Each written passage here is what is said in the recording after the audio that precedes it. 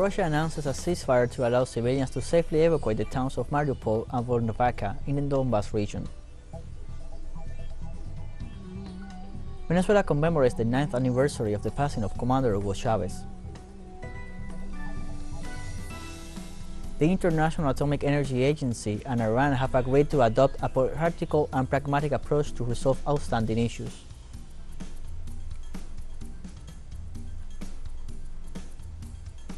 Hello, welcome to From the South. I'm Luis Alberto Matos from the teleSUR studios in Havana, Cuba. We begin with the news.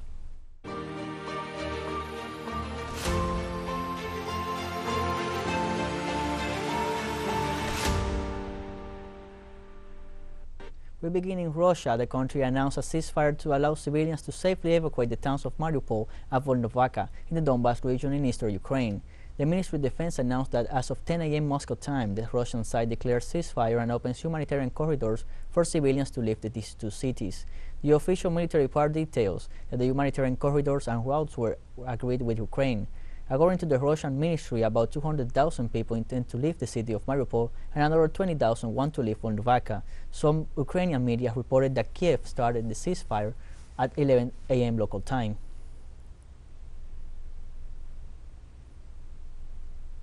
The leader of the Donbass People's Republic, Denis Pushilin, reported on Saturday that an explosion caused by Ukrainian nationalists from the Azov regiment in a building in Mariupol left 200 people trapped under the rubble. Pushilin stated that most civilians trapped were women and children, while saying that the humanitarian corridor opened to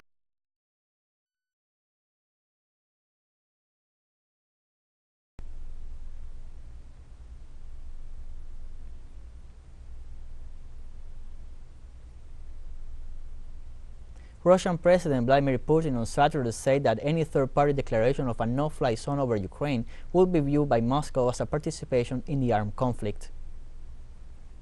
We're hearing that a no-fly zone must be established over the territory of Ukraine. It is impossible to do so over the territory of Ukraine itself, some neighboring countries. But any move in this direction will be viewed by us as a participation in the armed conflict of whichever side hosts territory will pose a threat to our service members. That very second we will view them as participants of the military conflict, and it would not matter what members they are. The Russian president also said Saturday that he has no plans to declare martial law in Russia. Martial law in the country is declared in accordance with the law at the president's order, and it has to be approved by the Federation Council decision in an instance of external aggression in defined areas of military activity. But we don't have that situation, and I hope we don't have one.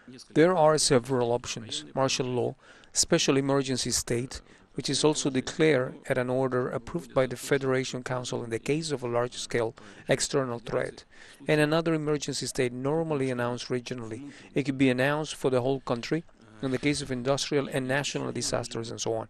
That's not happening either, thank God. We're not going to introduce any emergency states on the territory of the Russian Federation. Despite the fact that Russia has been labeled by the whole European Union system as a dangerous enemy, this Friday the European Court of Human Rights has asked Moscow to take care of the protection of civilians during evacuations. The reports on Ukraine provided by the Western media and even by European institutions continue to be contradictory. Both Kiev and its partners and allies in the European Union and the North Atlantic Treaty Organization, NATO, insist that Russia has not been able to gain control of any area in Ukrainian territory. However, the highest court of the continent in the human rights asked Moscow and not Kiev to facilitate the evacuation of civilians, specifying that only the Ukrainians and allow the crossing of humanitarian missions deployed by the United Nations. The same court that is handling over the protection of migrants' lives to Russia accuses the Eurasian nation of massive human rights violations committed by its troops. Everything looks much more confusing, especially since Russia was suspended from the main bodies of Europe's Council, one of them, by the way, the human rights courts.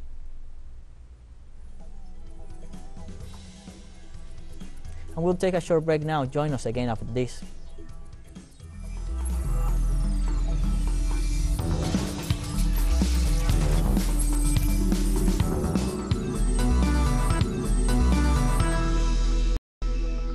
Welcome back to From the South. Venezuela commemorates this Saturday 9 years since the passing of Commander Hugo Chavez. Hugo Chavez Fria was born on July 27, 1954, in Sabaneta de Barinas. After entering the military academy, he came across the Bolivarian doctrine and the emancipatory thoughts of the homeland founders. Chavez created the Bolivarian revolutionary movement 200, with which he tried to take power on the 4th of February 1992 through a military uprising against neoliberalism. After his liberation, he was elected president of Venezuela in 1998, and since then he undertook a program of social transformations evidenced in all economic indicators and becoming the target of world power centers. Commander Chavez overcame several coups attempts, conspiracies, popular consultations, and political and media siege without losing the support of his people. He died in Caracas on March 5, 2013 at the age of 58 after fighting cancer. To honor him, different activities take place this Saturday in and outside of Venezuela.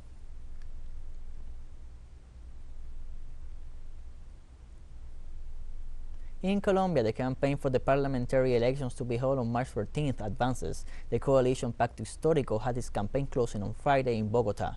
The closing ceremony of the campaign took place in the Journalist Park, where thousands of supporters of the historic pact gathered together with the presidential pre-candidate Gustavo Petro, who addressed the population with a call to take care of the vote to ensure the majority in Congress. Next Sunday 13, citizens will go to the polls to elect members of the Senate, the House of Representatives, and the 16th seats for victims of the armed conflict in December. Internal consultations will also be held inside the parties to elect their candidates for the presidential elections. The first round will occur on May 29th, and if a second round were necessary, it will be held on June 19th.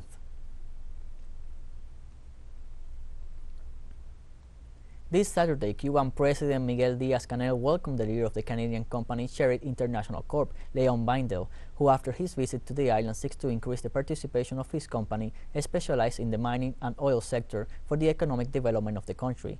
According to local media reports, both parties seek to deepen the company's participation in order to promote greater economic development of the island in mining, oil exploration, and energy generation, initiative which they hope to achieve despite the tightening of the U.S. blockade against the Caribbean nation. The president of the company ratified that the objective is to take full advantage of the production and expansion of nickel and cobalt. In Argentina, a bishop close to Pope Francis was sentenced to 4 years and 6 months in prison for the sexual abuse of 2 seminarians. His immediate arrest has been ordered. Bishop Oscar Sancheta, 57, was denounced in 2018 by 2 seminarians for acts that occurred several years earlier, according to the ruling of a court in the northeastern city of Oran. The immediate arrest of the priest was ordered. The bishop traveled from the Vatican to attend the hearings, where he was sentenced as author of the crime of simple, maintained, and aggravated sexual abuse since it was committed by a minister of religious worship, according to a statement from the judiciary of the province of Salta. Meanwhile, the court requested that the Sancheta be registered in the genetic data bank, where rapists are registered. In Bolivia, the strike called by Romulo Calvo, president of the Civic Committee of Santa Cruz, failed overwhelmingly, according to data registered by the Ministry of Public Works. 92% of the municipalities did not join the call.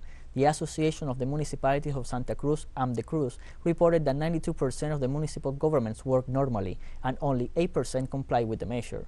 They also reported that 70% of public transport worked without interruption in the department.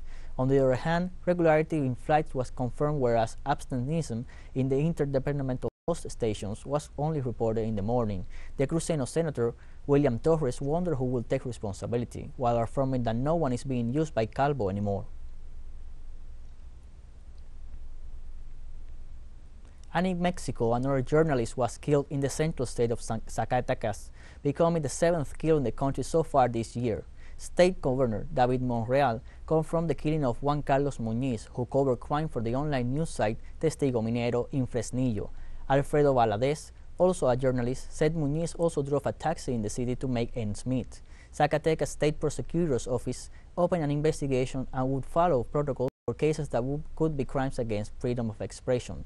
Zacatecas is one of Mexico's most violent states. In January, the body of 8 men and 2 women were found crashed into a pickup truck left before dawn near a Christmas tree in the main plaza of the state. The state is the scene of a bloody struggle for control between the Sinaloa and Jalisco cartels.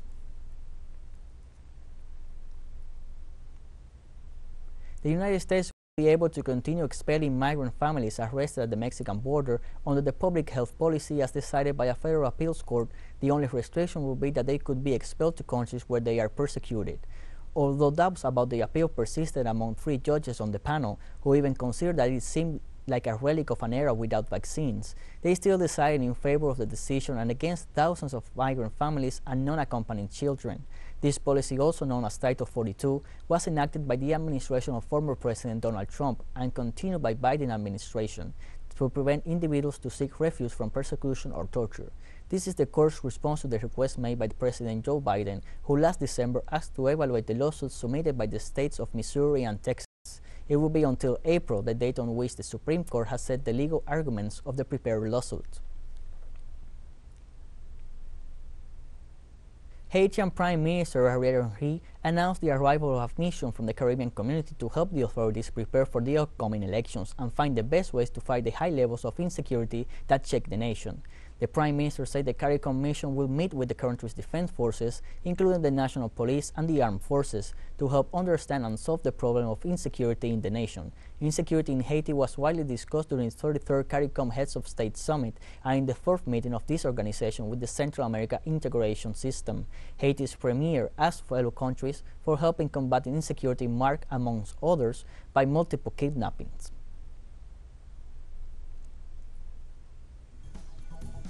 And we have more stories coming up after a final short break, so don't go away.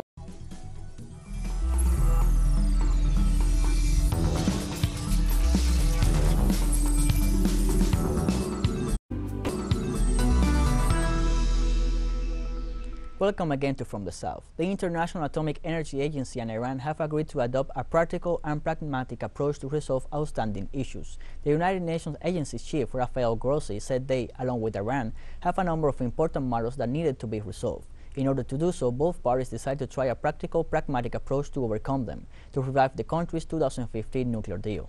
The Atomic Energy Organization of Iran said the two sides had come to the conclusion that some documents which need to be exchanged between the IAEA and the Iranian organization should be exchanged by May 22nd.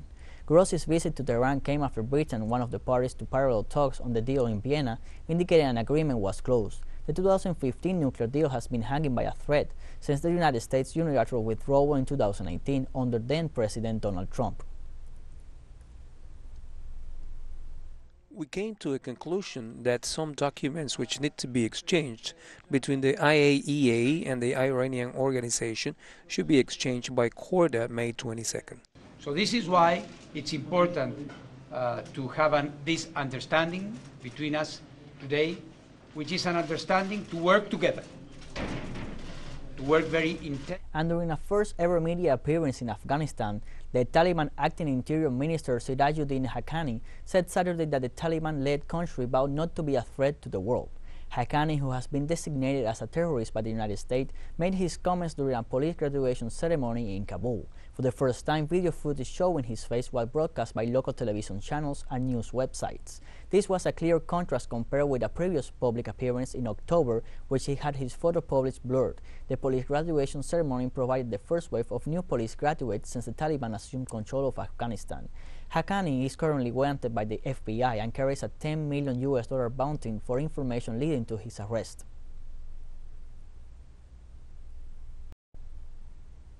And Friday's attacks against Shiite community mosque in Pakistan, as a few hours ago the terrorist group Daesh claimed responsibility for the brutal attack.